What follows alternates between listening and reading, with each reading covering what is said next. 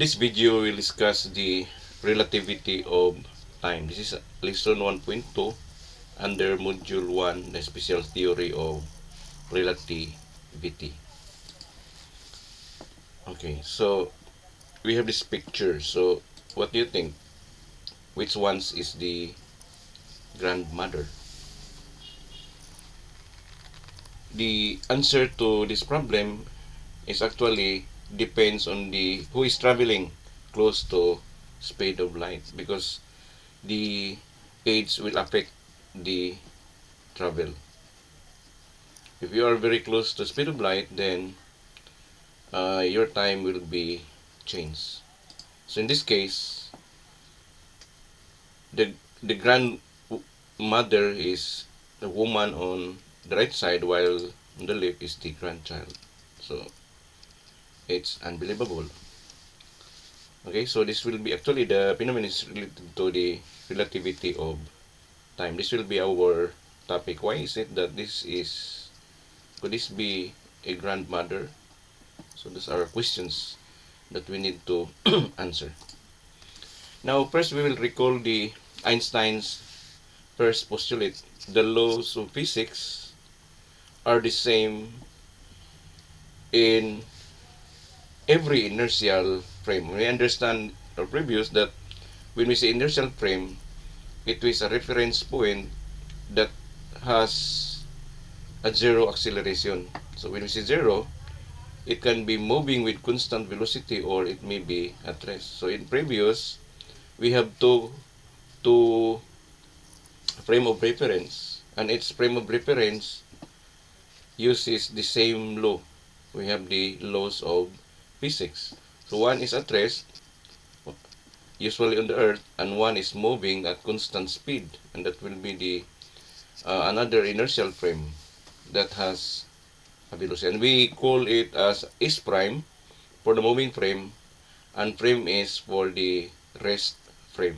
So this is our example in our last video that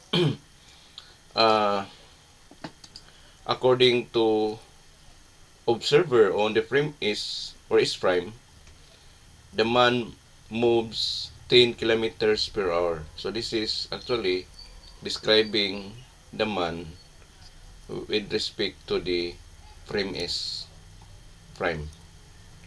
Okay. Now this velocity, the frame is moving at 150 kilometers per hour. This is according to the observer in the rest frame or the frame S. And the observer says that this is 150 kilometers per hour. Now, how do observer describe the motion of the man inside the moving frame? Then according to the man, velocity according to the observer on the rest frame S frame or frame S, the velocity of the man is, which the man's velocity with respect to S, okay, this is S, is equivalent to the sum of the velocity of the man with respect to the observer in S prime plus the velocity of the frame S prime with respect to the rest frame or the frame S. So we have to add the two. So therefore, our previous video, we have this result. So the 10 kilometers per hour, which is the velocity of the man according to S prime, plus the 150, which describes by observer on Earth, is 150 kilometers per hour. So mathematically, this is 160 kilometers per hour. Okay, so this is actually we are able to answer this one because of the first postulate. The laws of physics are the same in every inertial frame. So therefore, the two observers have different answer, but they are all correct because the velocity is actually based on the inertial frame or the frame of reference. Okay. Now in postulate number 2 or second postulate, the speed of light in vacuum is the same in all inertial frames of reference. and is independent to the motion of the source. Okay, so in our first video, we understand that this postulate actually says that the speed of light will move at constant speed c, and it is true to all observer, which means that the observer in S frame describes the motion of the light to be c, where c is equal to 3 times 10 raised to 8. Also, the observer inside the moving frame, the S prime, says also that the light, speed of light, is also 3 times 10 raised to 8 meters per second. And it is independent to the motion of source. Even the uh, the source is at rest or moving at any speed, the speed of light is still 3 times 10 raised to 8. This is according to the second law. But the question now is, what will happen if we change the moving particle? Instead of man walking inside the moving frame, we will replace that with light. So the question is, take note that light is a particle and the man moving is also a particle. So the question is, can we apply the principle introduced in the first postulate, which was the basis of the Galilean transformation? Can we apply this one? Which means that if the light travels at c, and this is the frame is prime travels 150 kilometers per hour, can we say it that the velocity of the particle, which is light, according to the observer in is c plus 150? The answer is actually no. Why? Because it violates the second law. Now take note that this is a particle, and the man is also a particle. So therefore, there is a problem with regards to, there's a conflict between the two postulates. Okay? Now, Einstein also says that it is impossible for an inertial observer to travel at sea. So therefore, the solution of this is, he concluded that there's no such thing as moving equal to the speed of light. It should be less than, because the maximum, okay, the maximum speed or the ultimate speed of particle is only light. And the light is actually composed of photon. And the photon is actually massless.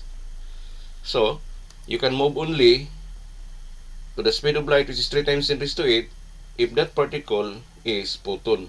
And only the light has a photon particle. So therefore, for other particle, it is impossible for it to move more than or exactly the speed of light. Okay? So, so therefore, to reconcile this problem, there must be a time dilation, which means that the observer, take note that in Galilean transformation, the time measured in the rest frame is the same as the time measured in the moving frame. Okay? But in the case of the particle which is moving close to the speed of light, then time must be dilated and the length must be contracted. So therefore, if you are moving very close to speed of light, your length must be contracted. So therefore, you have the two observers now have different length of the particle, and also the time, because the time of two observers are different. So therefore, the length must be different also. So these two phenomenon, we call this as the time dilation, and this is the length contraction between the observers. So in this module or in this video, we will discuss the time dilation. Then in the next video, we will discuss the length contraction. So our task is to provide a proof or the relation that the time dilate. Time dilation means the relativity of time, while the length contraction is the relativity of length. The word relativity, the particle moves towards the speed of light, very close to speed of light. Okay, so let us have this uh, picture. So again, we have the two observers.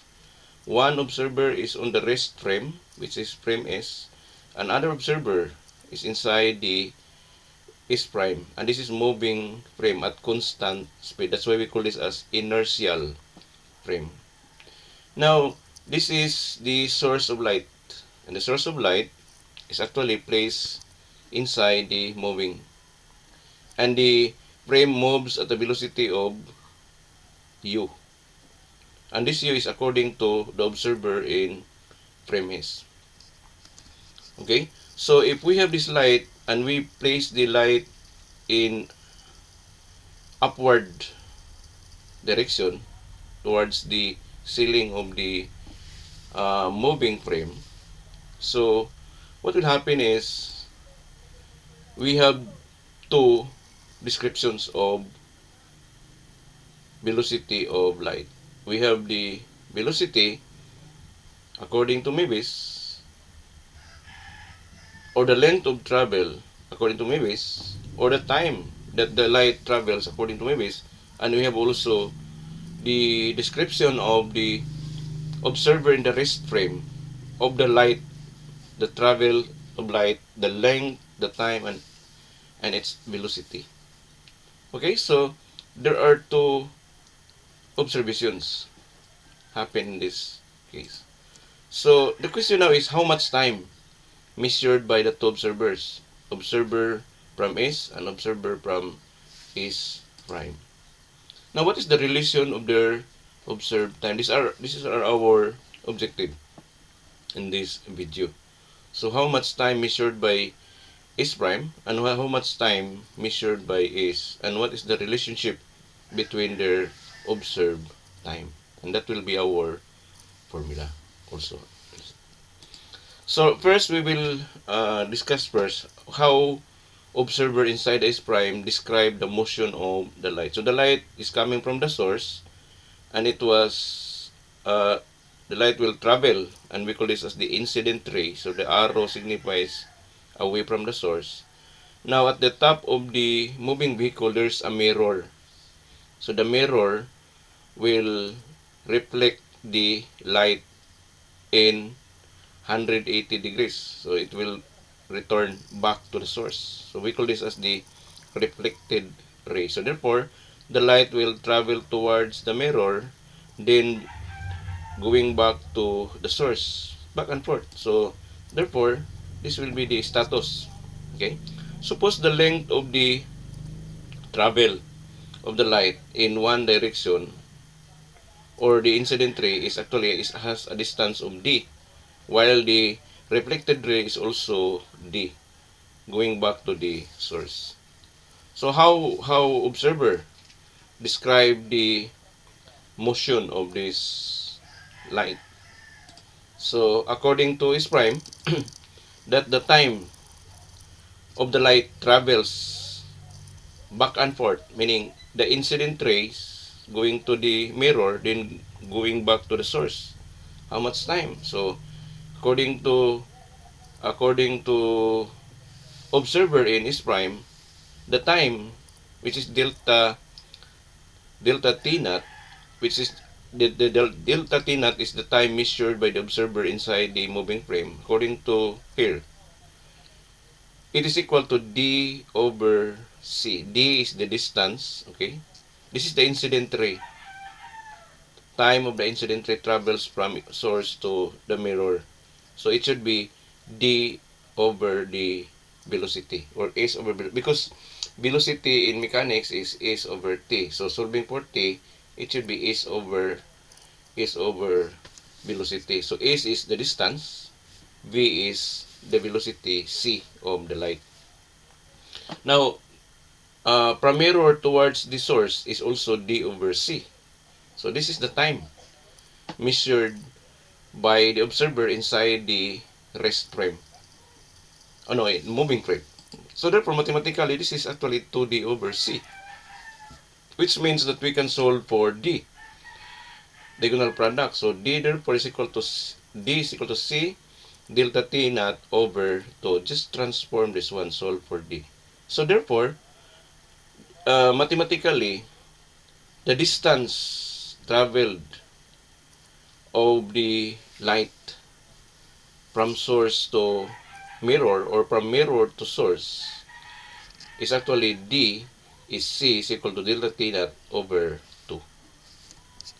And the time is actually, take note, the time is 2d over c. Now, with regards to the frame is, how observer describe the motion of the the light source inside the moving frame. Okay, so this is an illustration. Now remember that the source is from here at this point. Then at this point, at time is equal to 0, then this observer says that the light is move upward. But because the frame is moving, so this therefore this source will be deflected at this point. So the moment this will deflect, mirror also will deflect at the same distance. Okay? So in this case, this will keep on the mirror source. Oh no, the source of light is keep on moving with velocity, the same velocity as the velocity of the S prime. So therefore, this source will travel a displacement of u times delta t. This is the velocity times time, because velocity times time is displacement. So the displacement of the source of light is u times delta t. Okay? So delta t is the time measured by the observer from rest frame. So this is the time. Take note that the delta t naught is the time measured by the observer inside the moving frame S prime. So therefore, again, this source will travel at a distance of u times delta t. Now take note that the light, the direction of light from the source, according to the observer in the frame is not moving in a vertical orientation, unlike the observer inside the moving says that the light is in a vertical orientation, back from source, vertical up, then vertical down. But the observer in S frame, because the source is moving, so the source, if the source is moving, then the observer from outside says that the light is deflected and it has a length of L. Let us say the incident ray it has a length from the source of L. And the mirror here will be let the light be reflected. Okay? Reflected with the same angle, because it's the law of reflection. So therefore, whatever angle here, the same angle is one. So therefore, it travels to the source back. So therefore, this is an incident ray and this is the reflected ray going back from the source, then going back to the source of light.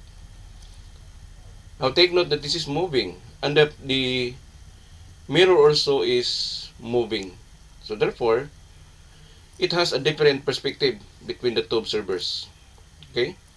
This is an incline. So this is forming actually a triangle whose height is d and this the base is u times delta t. Okay? So according to observer in frame S, that the time of the light travels is actually twice the length. This is twice from here, then going back to the source, travel again, then it is twice as much as this length. So therefore, this is 2L over C. Okay, then we will solve for L, solving for L. This is, we call, just transform this one. C delta T over 2. Okay? Now, take note that this is a kind of isosceles triangle. So, isosceles because these are the sides, the two sides are congruent. It happens also that these angles also is congruent. So, we call this as an isosceles triangle. So, if we cut this in between, actually, we can form a right triangle. So, if we cut from here, vertically downward, and consider this one as one part, one half part of the triangle now becomes a right triangle. It has the hypotenuse of L and the side of D. Another side is the one half of the U times delta T. Okay? So therefore, this one.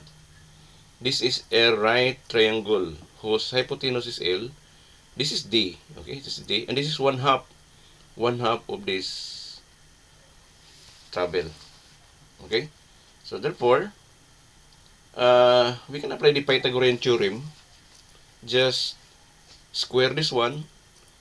Then you have to sum up the square of D plus this one. Okay? So, the hypotenuse square and the sides square it. Then, that's it. Okay? Now, what is L? L actually is this one. So, you can substitute the variable here, then square. And the D also is, take note that this D is the D described by the frame outside. And you have the same D. D will not change. So therefore, the D measured here by observer in his frame or frame S is the same D because this is the distance of the mirror and the source. So therefore, we can replace this D to this equation. So what will happen is you have to square this one and square this, then you have to add and equate to L squared. So this is your L squared. This is, we recopy this one, and this one is the D, and square it. Okay. So then next is this is already the relationship between because our task is to have the formula. We will relate the time. Take note that delta T is the time measured by frame S, and the delta T naught is the time measured by the moving frame. So we will reduce this one, combine this, in such that we can form the formula. So transpose this to the left side. Okay. Transpose to the left side. So therefore, we have now this result. So this is actually copied. This one, transpose this to the left side, becomes negative, and this is the left or right member. Then next is you have to square this, applying the law of exponent. So this will become c squared delta t squared, and this is 4. Also this one, this is u squared delta t squared, and this is 4. This same as this one. So therefore, it happens that the delta t here in the left member is common. So take the common factor. The delta t square, and we have the delta square, take common. So what is left is we have the c square minus u square over 4, because this is 4 and this is 4, so common denominator, and this is minus, so therefore this will be c squared minus u squared over 4, and this one becomes c squared because we apply the law of exponent when the law of exponent says that all factors must receive the exponent of 2, so therefore c squared delta t squared not squared, and this is 4. Okay, then next is you can solving for t naught or t delta t squared. So you have to divide this one. Divide this equation by this expression c squared minus u squared over 4. So dividing is, you can cancel the 4. And this one will be the numerator, and this c squared minus u squared will be the denominator. So this is the result after dividing both sides by this amount, so that we can solve for the t delta t squared. So then next is, okay, we will rationalize the denominator. Rationalize means multiplying this by 1. So we can multiply this by c squared over c squared. So this is already 1. So nothing will change. But it will be transformed. So multiplying by c squared over c squared. So all you have to do is to distribute this in the denominator. So then what will happen is this will become c squared over c squared. Becomes 1. And this is u squared over c squared. And this c squared will be cancelled in the numerator. Okay? So this will be the result. This c squared will be cancelled here, while this one will be distributed here. So c squared over c squared, this is 1. And this is u squared over c squared. Okay, then you can take square root both sides.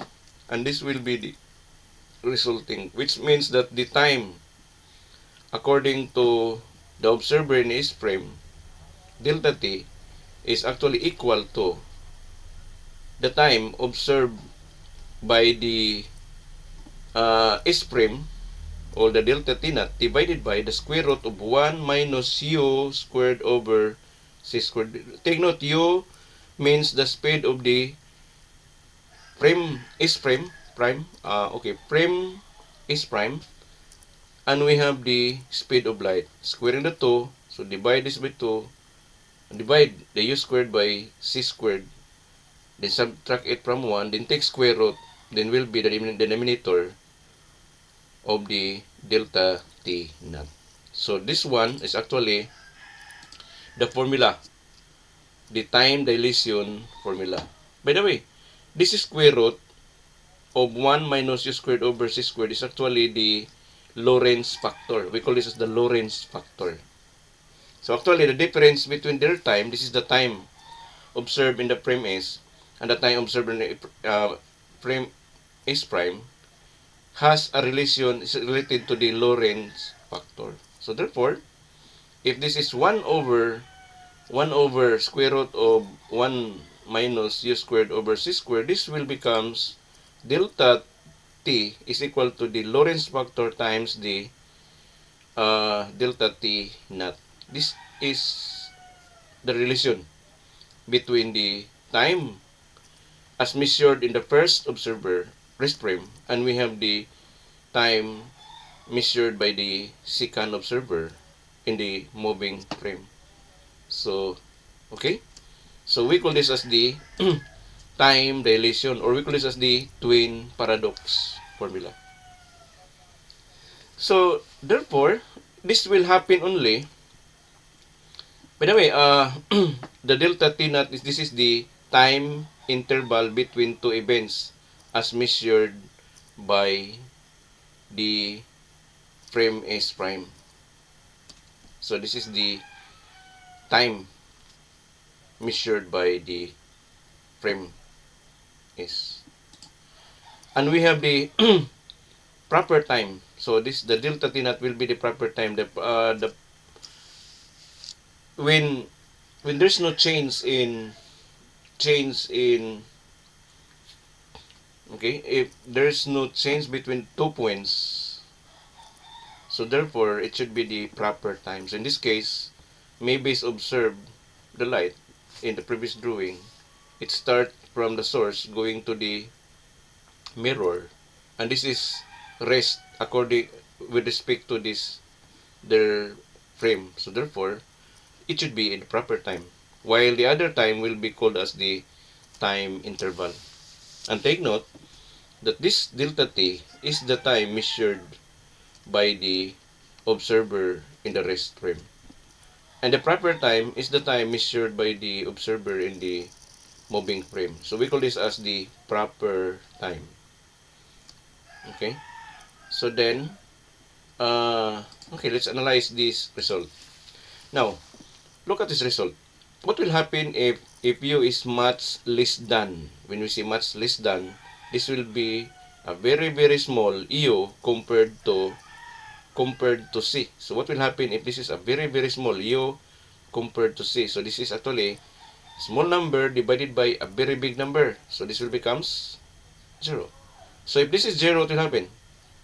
If this is 0, it should be 1 minus 0. So it is approximately equal to 1. Take square root 1. So what will happen? the delta t, the time according to the premise, measured by the premise, is equal to the time measured in the moving frame or the frame S prime. Okay?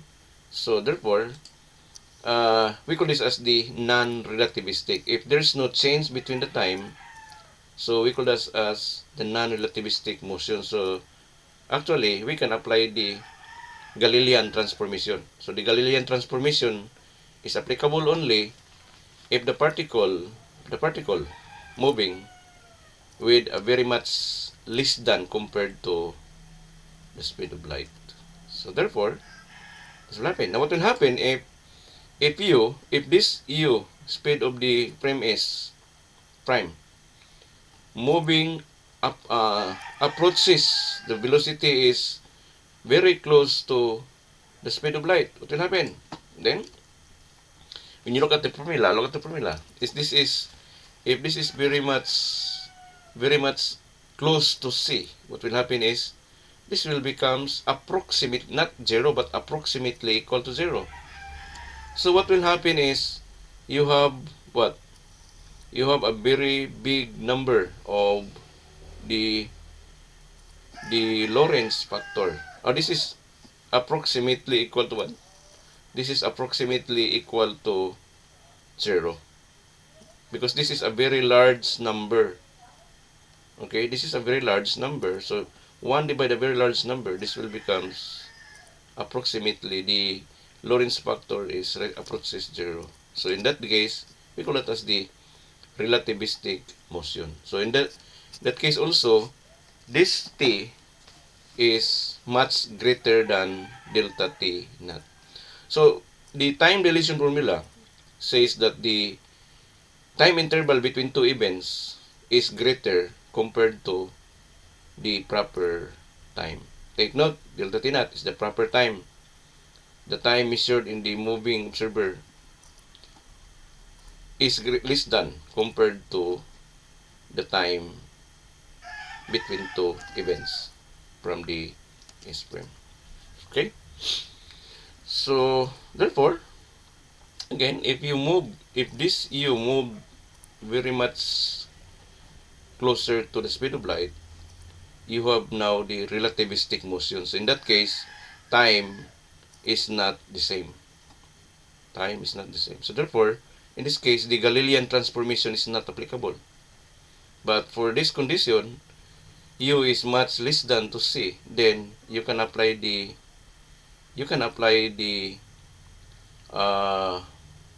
Galilean transformation. That's why if our moving particle is light, then the Galilean cannot be applied. The Galilean cannot be applied. So therefore, you have to adopt the relativistic motion. Relativistic motion says that we have the time dilation. So we have to adapt this formula. Again, the delta t is the time interval, and we have the proper time delta t divided by the square root 1 minus u squared. U is the speed of the moving frame. C is the speed of light, which is 3 times 10 raised to 8.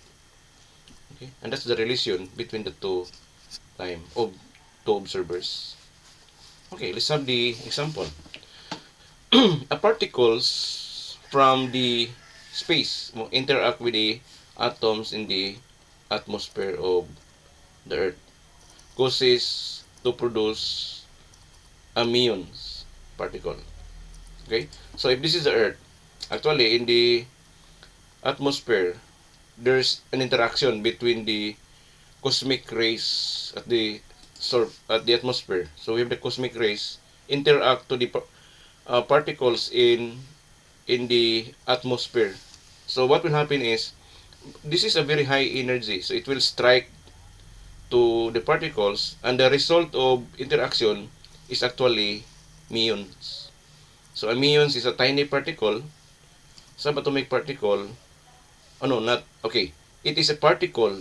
The interaction will result a particle called muon, and this muon will travel relativistic towards the surface of the Earth. So therefore, these particle muons will moving in a relativistic motion.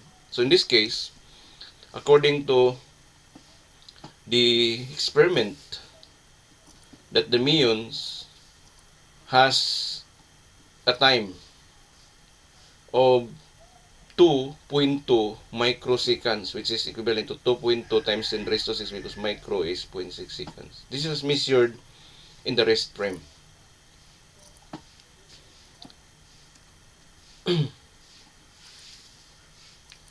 If the muon has the speed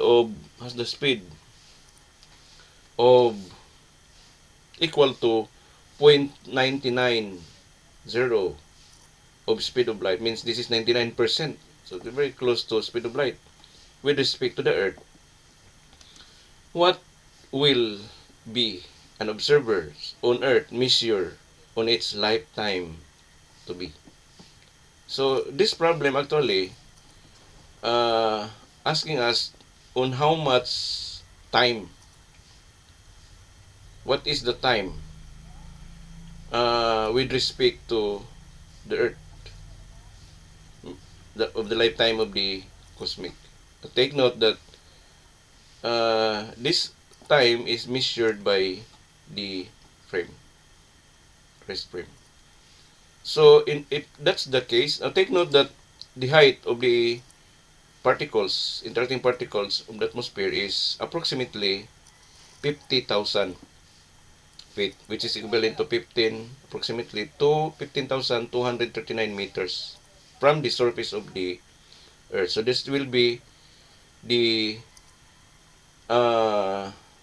distance of the muons travel towards the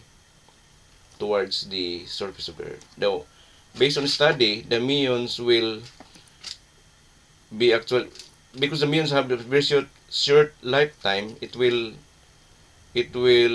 disappear, okay, at very close to the surface of the Earth. So therefore, it was observed that the muons will travel and it will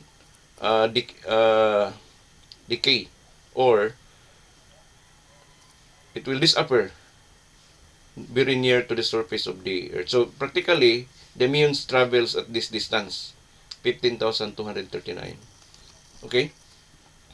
Now, if we have to investigate this one using this is the motion of the, approximately, these are the muons moves towards the, so the cosmic rays will strike to the particles at the surface of the atmosphere, atmosphere, then it will produce a muons, and the muons will move directly towards the surface of the Earth with a very high speed velocity. So if we analyze this one using our Newtonian mechanics, from the formula of the velocity is over t, okay, and we want to measure the distance. If we will measure the distance, is equal to vt, meaning this is the travel from this point towards the surface, because it will decay at the surface of the Earth. It will disappear. Okay, so is equal to vt, cross multiplication. Then substitute c is, this is the velocity of the muon, so it is 0.99. 2 times 2, this is the lifetime as measured by the frame. We have 2.2 times 10 raised to negative 6 seconds. So substitute the c with the 3 times 10 raised to 8. Then calculate. The answer is, the displacement according to Newtonian mechanics is only 653.4 meters. So look at this one. This is the result, means that based on this data observed, the muons will travel only 653.4. So therefore, from this point, based on the Newtonian calculations, the muons will not reach the ground, the Earth's surface, because it has only a distance that can be traveled using this information up to 653.4 8.4 meters only. So, and take note, this is 15,000, so very far from this observed value. So therefore, Newtonian mechanics cannot analyze this result. Cannot analyze because there's a discrepancy between the result. So why? Because this particle muons is not applicable for the Newtonian because this is moving towards the speed of light. So there must be a relativity of time. So in this case, because this is very much less than, in this case, so to reconcile is to adapt the relativity of time. So you cannot apply this formula. Instead, we will be using the time dilation formula, which is the delta t. Remember, this is the interval between points observed, and this is the proper time, and this is the Lorentz factor 1 over this number. So square root of 1 minus c squared over c squared. So therefore, take note that this is the time inside the, by the way, this should be inside the moving frame. So this is the proper time. That's why they were able to measure this one because we have the measuring device that can provide the time inside the moving frame. So we have 2.2 times 10 raised to 6 seconds and divided by the square root of 1 minus, this is the u. See the square it. So what will happen is this will become c squared. And this is 0.29 squared. So you can cancel the c squared. Okay, then this will be calculating. Then we come up with 1.56 times 10 raised to negative 5. Okay, or we can say this as, because if we move this decimal place again for 1 point, this will become negative 6. So we have 15.6 microseconds. Compare this with this one. So therefore, the time measured by the rest frame, this is the lifetime according to the observer in the rest frame. Okay, then that's it. So the time measured by the observer on the Earth on the lifetime the muons particle is 15.6, while the lifetime muons as observed in the moving frame is 2.2 times 10 raised to 6. So this time is less than compared to the time observed in the rest frame. Okay, so this reconciles the results. Actually, this example, this is the first investigation of the concept of Einstein. So this will justify the relativity of time, the muons experiment. Okay, so another example. An airplane flies from San Francisco to New York, which is about 4,800 kilometers or 4.8 times 10 raised to 6 meter at a steady speed. So meaning this is a uniform velocity of 300 meters per second, so about 670 miles per hour. How long will it take as measured by an observer on the ground? So we have the airplane moving and the observers in the rest frame. If this is moving at 300 meters per second, what will be the time measured by an observer on the ground? Another question is, if you are on the plane, how much is the observer in the plane measures the speed of the time of the airplane from San Francisco to New York. So in that case, your first solution, the question how much will it take? So this is how long will it take? So therefore this is time as measured by the observer on Earth. Very easy. You have to use you can use the Newtonian mechanics, okay, by telling us that this is actually time is over the speed. The displacement is 4.8 times 10 raised to 6, while the velocity is 300 meters per second. So you can cancel the meter, then this is time. So calculate, the answer is 16 seconds. This is we can pull this as the time between points from San Francisco to New York. So this is the answer. Okay. Now the second question is observer in the plane. So you can apply the time dilation or the twin paradox, substituting this time here. Okay, because this is the question, the proper time, and this u will be replaced by 300, and this one is 3 times 10 raised to 8. Okay, so then do it. Transform, solve for the proper time, substitute the values. This is 16,000, and this is square root of 1 minus this is u, and this is 3 times 10 raised to 8. This is the speed of light, and you have to square it. Okay, analyze this term. If you compare this one with this one, this is actually approaches 0, because this is very much less than compared to the speed of light. So this will be approaches 0, approximately equal to 0. So what will happen is 1 minus 0, so square root, then the answer is actually not significantly different. The time measured by the observer on Earth is the same as the time measured on the plane. Why? Because this is non-relativistic. The 300 meters per second is a non-relativistic motion. So if it is a non-relativistic motion, your time must be almost the same. So in this case, actually, we can apply the classical or the Newtonian mechanics, or you can apply the Galilean transformation, because the time are the same.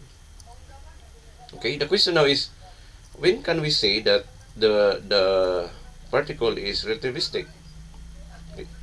Now again, if it is close to speed of light, let us say 0.6 of the speed of light, 0.7 up to 0.9, but you can take note that no particle can move exactly the same as the speed of light. It should be less than. So therefore, if you move approaches to that velocity, then your time will be increasing and increasing, but the time inside the moving frame will the clock time will slows down.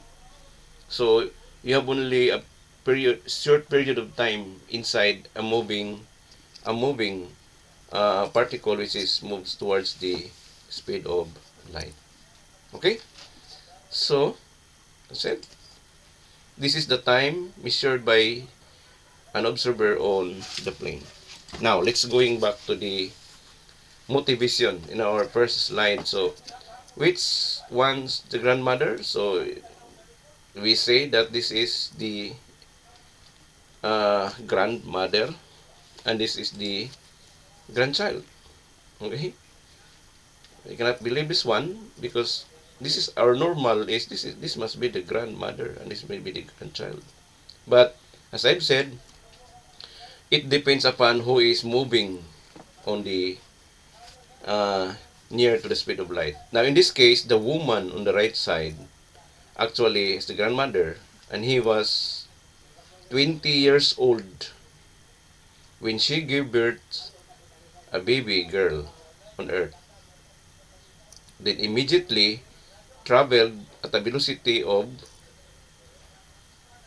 0.995 c for 100 years. This is light years, travel of light from uh, okay, from the Earth.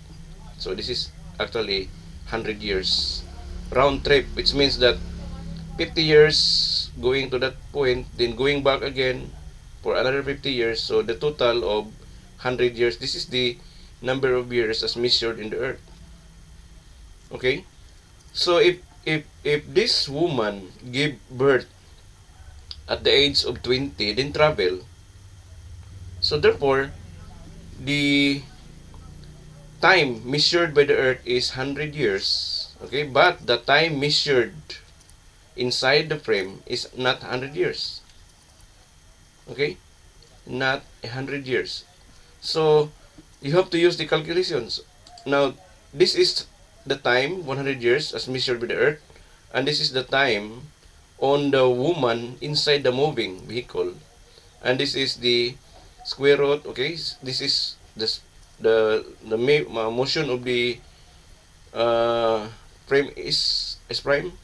Then this is C. This is actually we have C here, so we can cancel the C. So then this will be calculated as 10 years only. So take note, we have this C. So C squared will be cancelled. So 1 minus 0.99 square, take square root, and this is, you have to multiply this by this 100 years, and the time measured is only 10 years. So if the woman's age in her departure is 20 years old, then when she arrived on the travel, it will be added by 10 years only, not 100 years. So therefore, the age of the woman on her return is 30 years old. Now, what happened to the child? Okay? The child actually, she left on earth, gave birth again with a baby after 20 years, at the age of 20 years old. So, the child, she left at the age of 20 years. He gave baby. And the baby is actually this one. So therefore, uh, the 100 years minus 20, which is the age of the baby, of the woman left during his travel, will be at the age of 80. So therefore, this must be the grandchild with the age of 80 years old. Because the time consumed as measured by the earth is 100 years. And the age of the baby, the child left by the woman, give birth at the age of 20. So therefore, this must be 80 years old. So this must be the grandchild, and this must be the grandmother. Okay? So that's how the theory explains the twin paradox, the time dilation. So therefore, the secret of to make you young is to travel at the speed of light. So if you will move, always moving at speed very close to speed of light, then your age will be will move downward, because the clock inside that moving will slows down, and we have a faster clock in the earth compared to the moving clock of the particle. So as you move closer to the speed of light, then your clock will slows down and you will be young. Okay, it's amazing. So okay, so for your practice, I think this is good practice. This is talking about muons. So just study this one, then try to think of the situations that we discuss, recall or discussion, then you can answer. This is almost the same. Okay, so that's all. So our next topic is relativity of length, the length contraction, in the next video. See you.